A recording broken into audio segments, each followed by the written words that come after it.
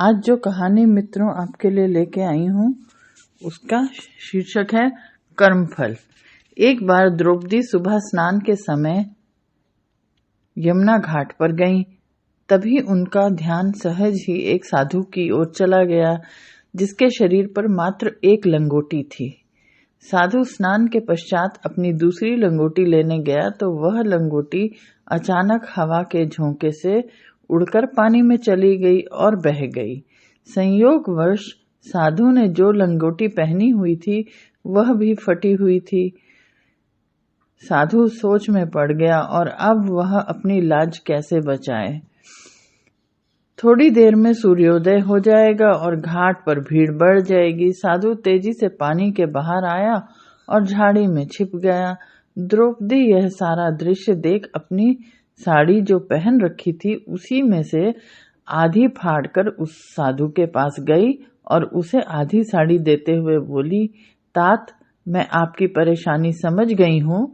इस वस्त्र से आप अपनी लाज ढक लीजिए। साधु ने सुकुचाते हुए साड़ी का टुकड़ा ले लिया और द्रौपदी को आशीष दिया। जिस तरह आज तुमने मेरी लाज बचाई उसी तरह एक दिन भगवान तुम्हारी लाज बचाए। और जब भरी सभा में चीरहरण के समय द्रौपदी की करुण पुकार भगवान ने नारद तक पहुंची तो भगवान ने कहा, कर्मों के बदले मेरी कृपा बरसती है। क्या कोई पुण्य है द्रौपदी के खाते में?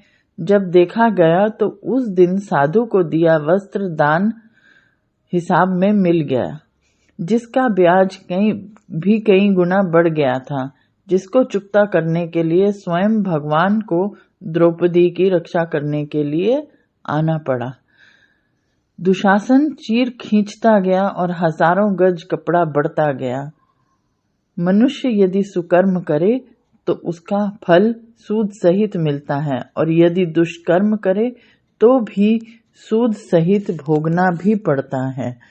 तो मित्रों, कैसी लगी आपको मेरी यह कहानी? आप अवश्य बताएं। इसके साथ ही आप सबसे अनुरोध है कि आप